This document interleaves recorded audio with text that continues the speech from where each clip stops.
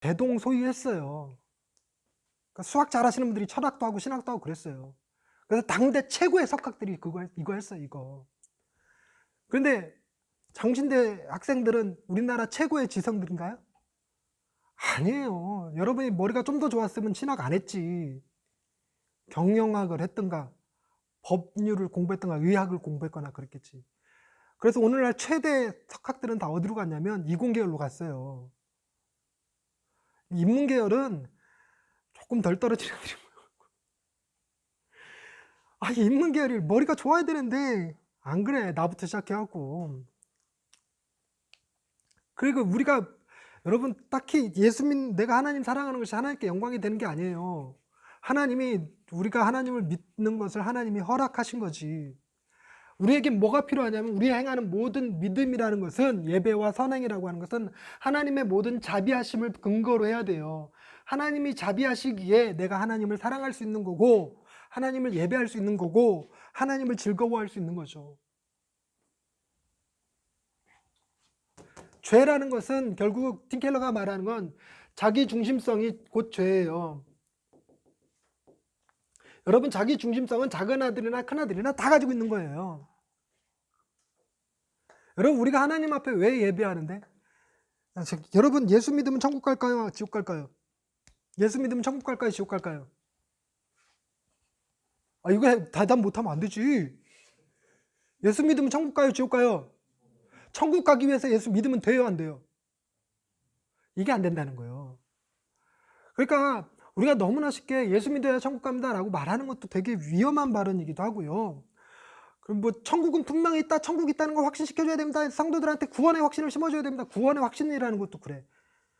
여러분, 구원이 우리 소관이 아닌데 뭐 확신이고 나발이고 그건 다 하나님이 알아서 하시는 거지. 우리가 하나님을 못 믿으니까 구원의 확신이 내게 필요한 거지. 여러분, 하나님이 나를 지옥에 보내시면 안 돼요? 그런 게 어딨어. 우리는 너무나 쉽게 뭐하게 만드냐면 하나님을 빚진 자 만들어요. 하나님이 뭐뭐 하실 수밖에 없게끔 만들어. 그냥 하나님이 나를 구원하실 수밖에 없게끔, 하나님께서 나에게 복을 주실 수밖에 없게끔. 이런, 하나님이 네 종이야? 하나님이 천국에 보낼 만하면 보내고 지옥에 보낼 만하면 지옥에 보내겠지? 막말로 여러분 혼자 있을 때 하나님의 제자입니까?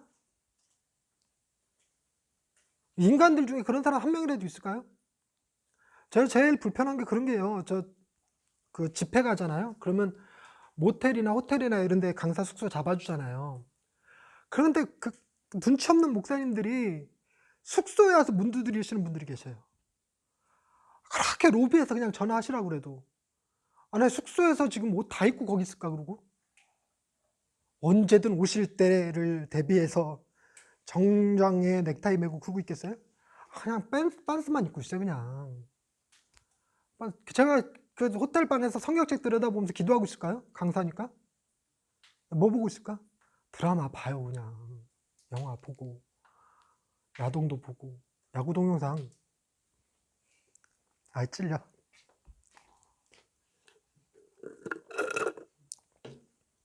여러분, 우리가 하나님 앞에, 하나님이 우리를 지옥에 보내신다 그러면 너무너무 납득이 잘 되죠. 나 같은 거 지옥에 보내지. 내가 하나님이라도 지옥에 확 보내버리겠다, 그지? 그런데 하나님이 우리를 천국으로 부르셨어. 이게 납득이 됩니까?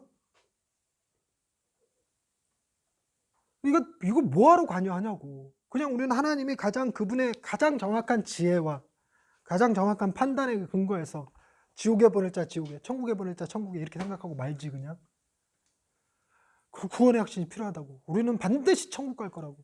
여러분, 천국 가는 것도 그래요.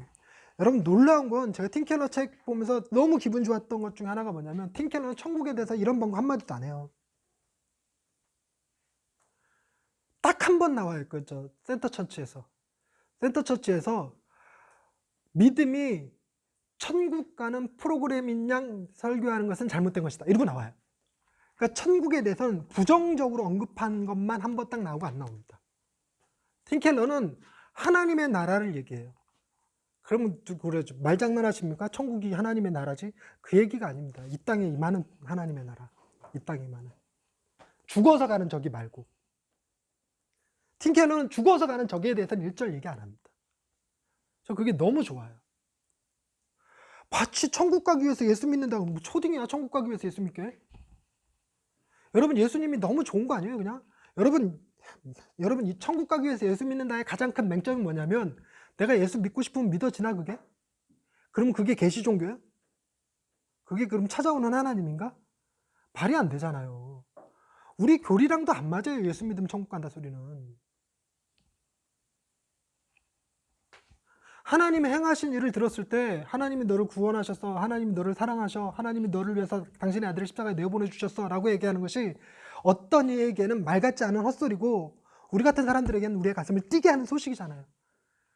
그게 우리가 하나님의 자녀라는 증거이기도 하고 내가 하나님 앞에 구원받은 백성이라는 증거이기도 한데 내가 지금 이 순간 이 가슴이 뛰는 것만으로 충분하지 않습니까? 그리고 내가 뭔가 하나님의 나라를 이 땅에 실현시키는데 그 모퉁이에서 길 한쪽 쓰는 것 정도라도 내가 감당할 수 있다면 그거 얼마나 감사한 일이겠어요. 그러니까 내가 이거 감당하는 거지. 내가 이거 했으니까 하나님한테 하나님 날 구원하셔야 돼. 내가 이거 했으니까 하나님 나한테 복 주셔야 돼. 이러고 있으면 안 된다는 얘기죠. 그게 죄라는 거예요. 자기 중심성에서 벗어날 수 있는 사람 아무도 없습니다. 두 번째, 잃어버림. 여러분 작은 아들도 아버지가 잃은 아들이 전형적으로 작은 아들이 아버지께서 잃은 아들이에요. 그러나 팀켈러는 뭐냐면 큰 아들도 잃은 아들이라고 얘기하고 있는 거예요. 큰 아들도. 만약에 바리새인과 서기관들 중에 예수님의 이야기를 팀켈러처럼 알아들었다면 잃은 아들의 비유를 딱 듣는 순간 가슴에 감동이 밀려오지 않겠습니까? 여러분 바리새인들과 서기관들은 뭐 하고 있냐면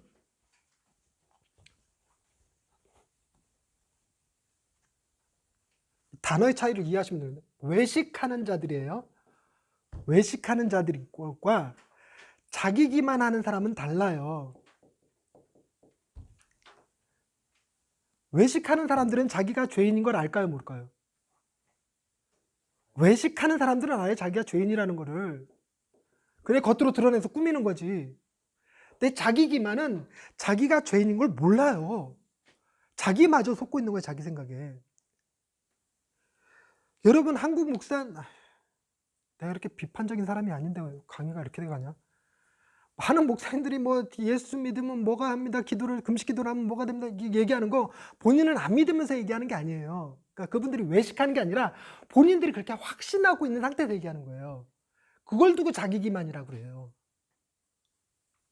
그러니까 외식하는 바리새인들과 서기관들 중에 동료 바리새인 서기관들이 있는 가운데서 거기서 감동받은 건 흉내낼 수 감동받은 건 티는 못 내도 뭐는 할 수 있냐면 거기서 누군가는 알아듣고 니고데모와 같이 예수님께 찾아와서 선생이여 어떻게 하면 구원을 얻을 수 있겠나이까 묻는단 말이에요.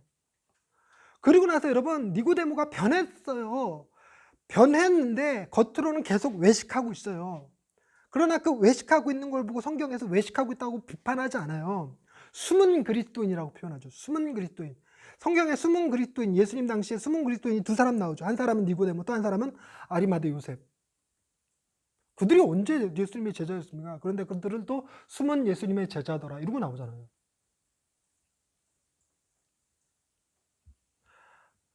아니 사내들인 공회에서 살려면 예수를 잡아 죽이기로 결정한 마당에 거기서 내가 예수님의 제자요 이러고 티를 낼 거 뭐 할 거 그냥 사는 거지. 입에 풀칠하기 바쁜데. 그러나 그거 가지고 주님이 뭘 안 하셨어요. 그거 문제 삼을 것 같으면 바리새인들과 서기관들을 얼씬도 못하게 했겠지. 근데 바리새인들과 서기관들 중에서도 와 이거 이해한 사람들은 뭐 기가 막힐 거예요. 와 우리도 잃어버린 아들인 거고 그래 난 스스로 죄인이라고 느끼고 있었는데 주님이 우리도 보시구나. 놀라운 것은 대속 보세요. 대속이 이게 뭐냐면 진정한 형이잖아요. 진정한 형. 저는 여기서 팀 켈러의 가장 진수를 본다고 생각해요. 타락이거든 본문은. 근데 거기서 기독론을 끄집어내요. 본문에는 있지도 않는데 그 기독론이 뭐냐면 읽으신 분들은 공감할 텐데 읽은 사람이 없으니까 뭐 표정도 보니까 아무도 안 읽었어 지금. 지금 잃은 아들인데 그 둘째 아들에게 누군가 찾아가야 될 거 아니에요. 잃은 양의 비유처럼 목자가 가든가 잃은 드라크마처럼 아가씨가 가든가. 그런데 큰형이라는 작자가 뭐하고 있냐면 찾으러 가는 건커녕 돌아온 놈도 안 반가운 거예요. 그때 그 이야기를 듣는 사람들이 딱 그러죠. 아, 누군가가 나타나서 찾으러 가겠거니. 그 누군가가 누구예요? 지금 얘기하시는 예수님이에요. 그분이 진정한 형이 되어서 이 땅에 오셔서 큰아들 작은아들 다 찾고 계신 거예요. 그래서 그들의 죄를 대신 감당하시고 대속 감당해 주시는 거잖아요. 우리에겐 진정한 형이 있다. 우와, 잃은 아들 비유해서 기독론을 얘기하네. 와, 기가 막히죠. 그래서 여러분, 시간이 이렇게 많이 가. 지혜로운 종 보세요. 그 다음에 지혜로운 종으로 넘어갔거든요. 팀켈러에 대한 이해를 이 탕부 하나님에 대한 이해를 제대로 갖지 못한 채 넘어가면 지혜로운 종에서 기독론을 얘기할 수가 없어요. 어느 부자에게 종이 하나 있었는데 종이 허비한다는 소문이 들린지나 그래서 주인이 불러서 이러되 회개하고 너 나가라 그랬더니 얘가 나가서 빌어먹자니 창피하고 땅 파자니 힘이 없구나 이러잖아요. 그래서 뭐 할까 이러다가 주인에게 빚진 자들을 불러서 밀 몇 석이냐 기름 몇 석이냐 이거 해갖고 여기 탕감 저기 탕감 이렇게 해준 거 아니에요. 근데 그것도 여러분 밀과 기름 양을 보시면 무슨 기업에게 대출해 준 것만큼 커요. 가정집에서 먹고 살 양이 아니에요. 밀 100석, 기름 80석 뭐 이런 것들이요. 어마어마한 거예요. 그거는 장사치들에게 대여해 주는 거지. 근데 그 중에서 뭐 40이라고 써라, 뭐 50이라고 써라 이런 거는 이자 감면.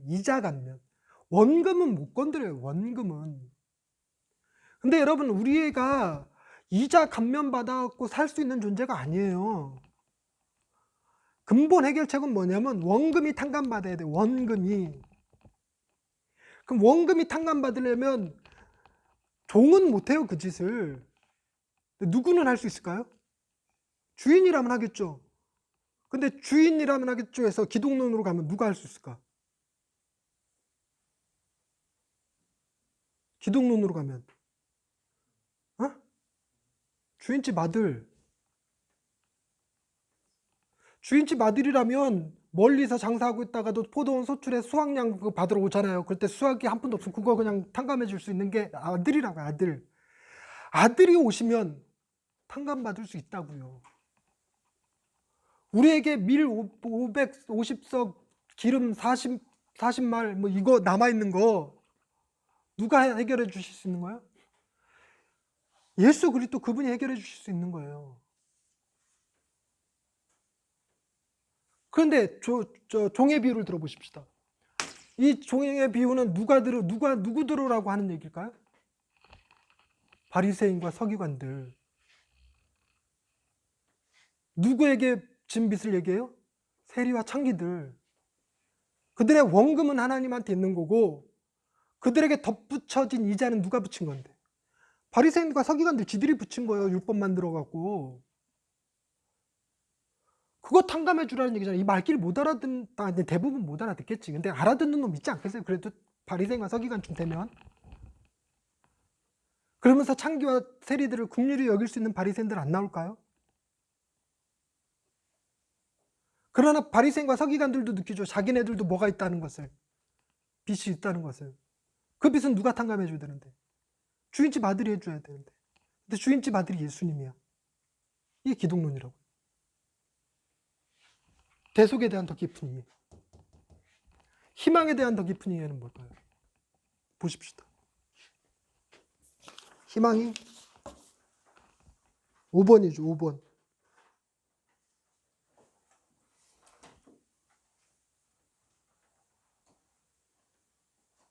아니네. 5번이 대속. 6번이 희망. 6번이 희망. 아버지의 집이 있어요.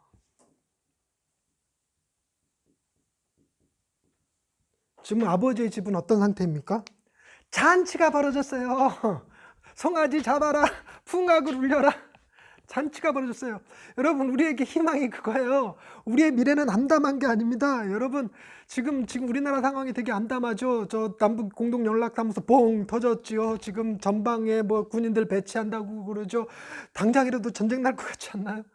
여러분, 그 연력학 제 2법칙인가 있죠. 엔트로피 증가의 법칙. 엔트로피 증가의 법칙에 따르면 지구는 멸망을 향해 가고 있습니까? 생존을 향해 가고 있습니까? 멸망을 향해서 가고 있죠. 저 태양에 끝없이 타고 있을 수는 없어요. 태양도 멈출 겁니다. 태양도 다 타고 소멸될 겁니다. 지구가 계속 돌 수는 없어요.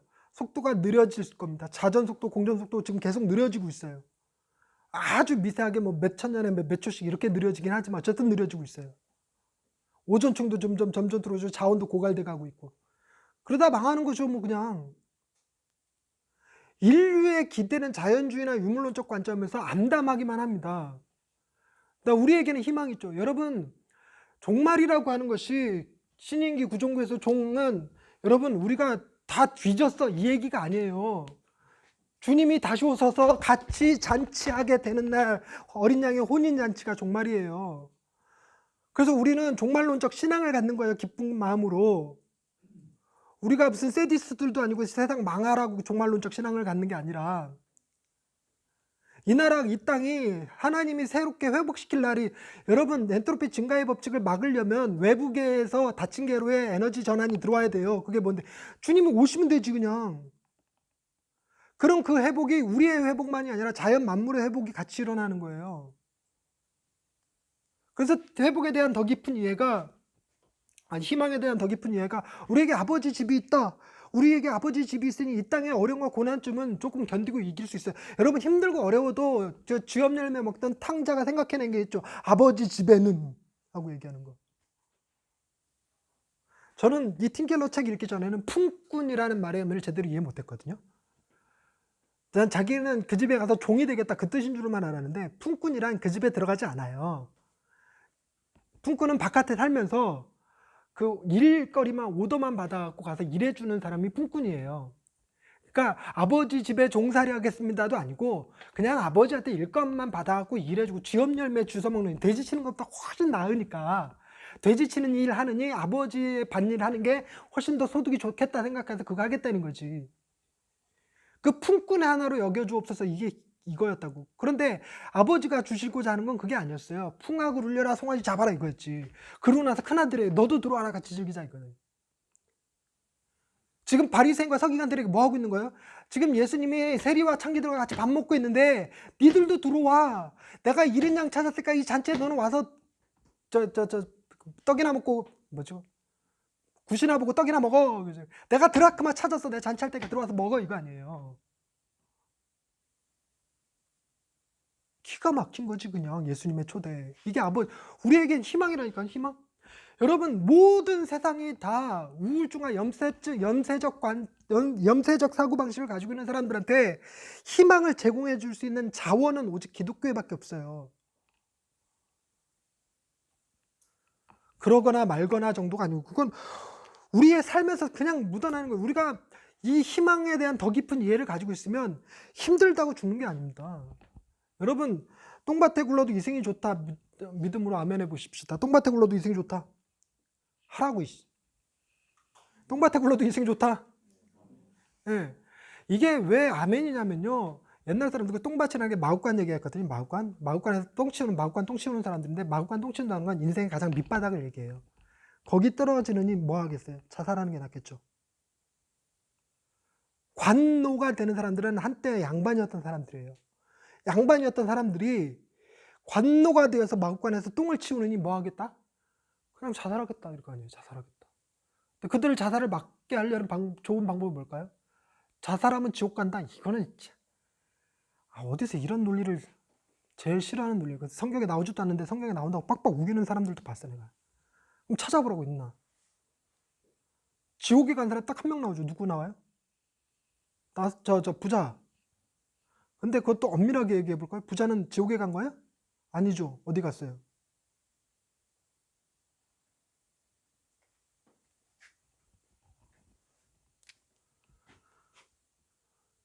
나사로는 낙원에 갔어요. 부자는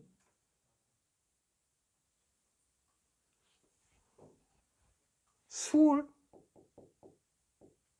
지옥하고 다른 개념이에요. 그러니까 그 나사로의 거짓 나사로의 이야기에서 천주교에서 얘기하는 4대 공간, 천국, 낙원, 수월, 지옥으로 나눈 거, 그 가운데 연옥 두고 이런 개념이 나와요.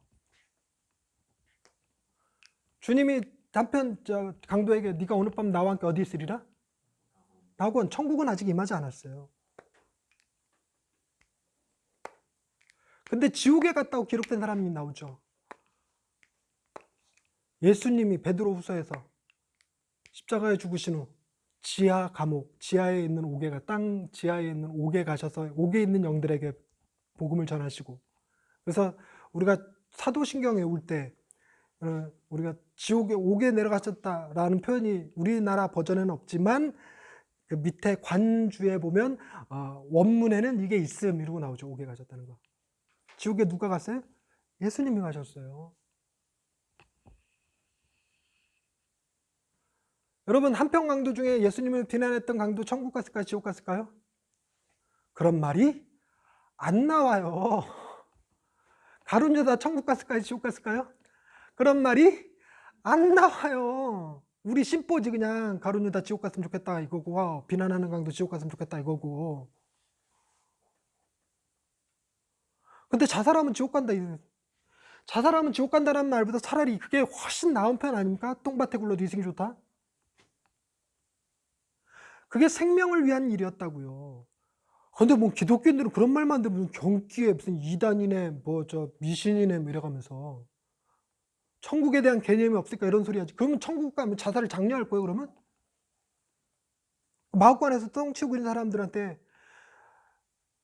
똥 치우느니 뭐죠? 똥밭에 구르느니 지옥이 낫다, 하늘이 낫다 이러고 얘기할 거야? 똥밭에 굴러도 이승이 좋다고 얘기해야지. 예수님도 우리에게 생명을 주고 더 풍성히 얻게 하려고 그러는데 기독교인들은 그거 갖고 죽일 거야? 그러느니 차라리 죽어 이러고? 오늘날 같이 자살각 이러고 얘기해야지. 자살각. 이런 시대에 여러분 우리는 더 깊은 희망을 전해야 돼요. 더 깊은 희망을 전하는데 제발 그 말 같지 않은 조건 좀 달지 마요. 예수님이 구원하지 못할 백성이 어딨어? 바리새인과 서기관들처럼 하면 다 지옥 가. 그럼 세리와 죄인들처럼 할까?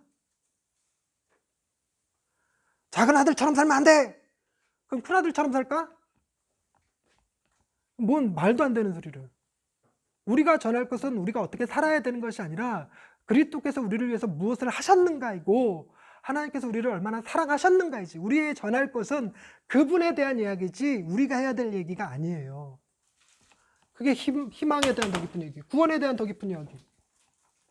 이건 뭘까요? 마지막 7번이죠. 구원에 대한 더 깊은 이야기. 타락한 물질 세계에도 구속하신다. 복음의 내면화와 생활화. 혼자서는 성장할 수 없다. 구원에 대한 더 깊은 이해를 다른 표현으로 우리 CTCK에서 쓰는 전문 용어로다가 복음 체질이라는 말을 씁니다. 복음 체질. 구원이라는 것이 단순히 죽어서 천국 가는 것만을 의미하는 것이 아닙니다. 구원이 의미하는 바는 우리의 삶의 변화, 우리가 아버지의 아들로 회복되어지는 그 변화, 손에 가락지 끼고 새 옷을 입고 하는 그 변화, 그 변화가 구원이에요. 그 구원이 우리에게 임하면 우리는 복음 체질, 그러니까 생각 자체가 다 바뀌어지는 거예요. 우리가 복을 받기 위해서 예배를 드리는 것이 아니라 예배 그 자체가 내게는 복이고 내가 헌신할 수 있다는 것 자체가 복이고 하나님을 위해서 헌신하는 것이 아니라 하나님이 하시는 그 일에 내가 참여할 수 있음이 복이고 완전히 생각이 바뀌어지는 거예요. 그래서 사람의 제일 되는 목적 시작 안 나오네. 사람의 제일 되는 목적 하나님을 영화롭게 하고 그분을 영원히 즐거워하는 것이다. 여러분 우리가 하나님을 즐거워해야지. 하나님을 두려워하고 무서워하고 하나님을 앞에 늘 그 긴장의 연속에 이렇게 살면 하나님이 날 저주하시지 않을까? 이렇게 살면 하나님이 날 심판하시지 않을까? 이러고 살고 있으면 인생 얼마나 피곤합니까? 진리가 너희를 자유케 하리라 해서 진리는 도대체 어디 가버리고 아니 자유는 다 어디 가버리고 진리 안에서 구속 얽매여 갖고 그러고 살아가고 있습니까?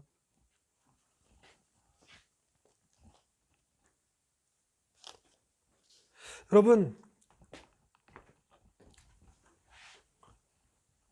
포스트 모더니즘의 4대 슬로건, 포스트 모더니즘의 4대 슬로건 외우세요. 진행자도, 진행자도, 리슨 앤 리피트. 진행자도. 진이 뭘까요? 자기 자신에게 진실해야 된다. 이거 정체성에 관한 얘기예요. 행은 최대한 네가 행복한 일을 해야 된다. 자는 남에게 피해 주지 않는 한 최대한 너는 자유롭게 살아야 된다. 도는 옳고 그름은 네 안에 있다. 진행자도. 이게 그 포스트 모더니즘의 슬로건입니다. 이걸 하나로 줄이면 뭐에 대한 관심이 있는 거냐면 나에 대한 관심이 나, 자기 자신.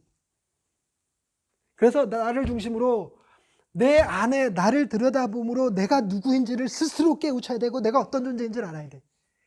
말 같지 않은 소리 하지 마요. 여러분이 엄마 아빠의 아들인 것은 여러분들의 내면을 바라본 것 때문에 그렇습니까? 외부에서 얘기해 준 것 때문에 그렇습니까? 여러분이 전도사님이신 것은 여러분의 내면을 바라보니까 자기가 전도사입니까? 사람들이 전도사님 하니까 전도사님입니까? 우리의 정체성은 외부로부터 주어져요. 우리가 우리 안에서 나오는 이런 실패한 인생 같은 이런 거에 귀 기울일 필요 하나도 없어요. 여러분,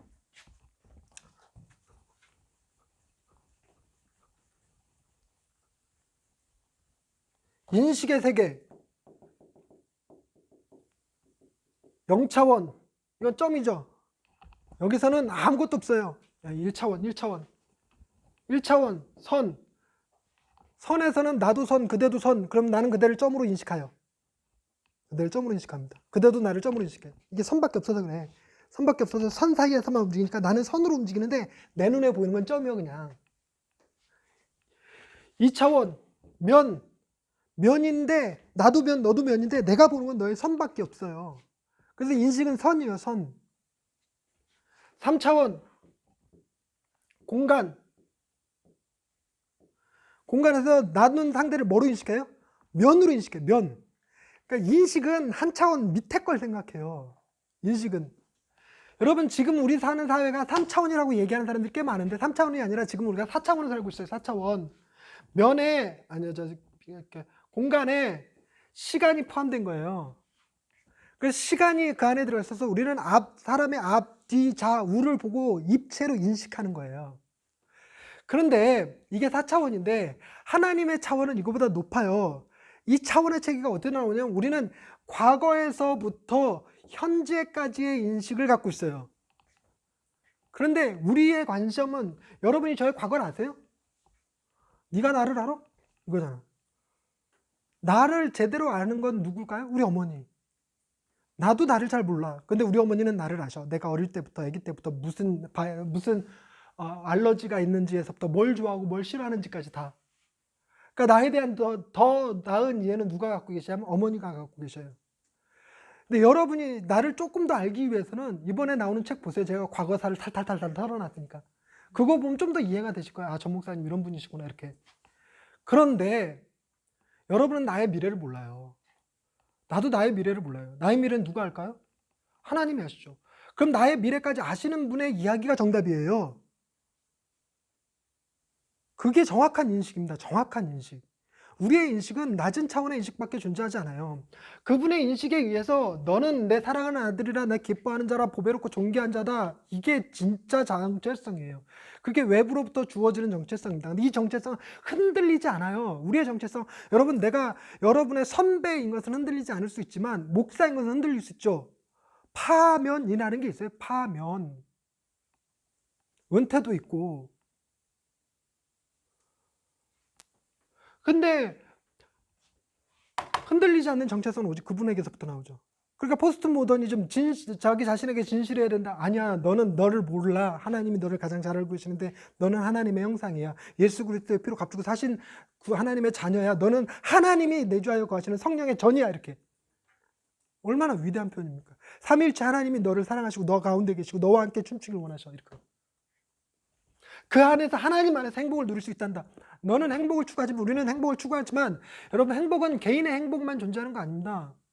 내가 시간이 있으면 좀 더 자세히 설명하겠지만 시간이 없어서, 여러분, 행복은 상호간이에요. 상호간. 내가 행복해지고 내 가족이 불행해질 수는 없는 거예요. 자유, 여러분, 부정적 자유만 자유가 아니에요. 그러니까 남들에게 피해가 가지 않는 한 나는 자유로워질 수 있다. 그게 아닙니다. 자유는 제약을 선택하는 거예요. 내가 어떤 제약을 선택하느냐에 따라서 수영 선수가 될 수도 있고 육상 선수가 될 수도 있고 하는 거예요. 우리가 제약을 거스리고 물속에 들어가서 살래, 이거 되겠습니까? 나는 제약을 거스리고 저 산 꼭대기 위에서 혼자 살래, 이게 되겠습니까? 아니라고요. 근데 어떤 제약을 선택하느냐가 중요합니다. 우리를 해치지 않는, 우리를 너무나도 잘 아는, 우리를 위해서 희생할 수 있는 제약. 그게 뭐예요? 진리, 예수님. 그래서 진리 안에 우리가 자유한 거예요. 도덕, 옳고 그름이요. 여러분, 옳고 그름, 이것은 옳아, 이것은 나빠라고 얘기하는 것 갖고는 부족해요. 뭐가 필요해요? 십자가의 희생이 필요한 거예요. 그래서 십자가의 희생에서 비로소 정의에 대한 기초가 거기서 나와요. 무조건 칼로 무자르듯이 물건 훔친 자는 무조건 감옥행이야, 이렇게 될 게 아니라고요. 그 사람이 왜 무엇 때문에 돈을 훔치게 되었는지도 볼 줄 알아야 되고, 그런 돈을 훔칠 수밖에 없는 사회가 개선돼야 되고, 정의는 그렇게 실현되는 거예요. 그걸 누가 이 땅에서 보여주신 거예요? 십자가가. 그래서 법을 연구하는 사람들은 유대교의 정의와 기독교의, 그러니까 신약의 사랑을 개념해서 법을 채우고 있어요. 법의 기초는 자연에서 없습니다. 유물론에서 없어요. 오로지 기독교에만 존재합니다. 그래서 중국의 공산주의자들도 그들의 법을 세우는 법 공부하러 종교를 연구해요. 옳고 그러면 네 안에 있는 게 아니야. 근데 포스트 모더니즘은 이걸 자기 자신에게만 국한시켜서 얘기해요. 그러니 엄마 아빠가 슬퍼하든 말든 나는 유학 가서 혼자 살래, 이래 버린다고. 엄마 아빠가 내 인생 대신 살아줄 거 아니잖아, 그러면서 막 가는 거지.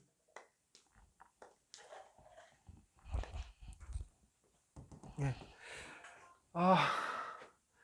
다 얘기한 것 같아요. 이렇게 되면 여기까지만 하겠습니다. 수고하셨습니다.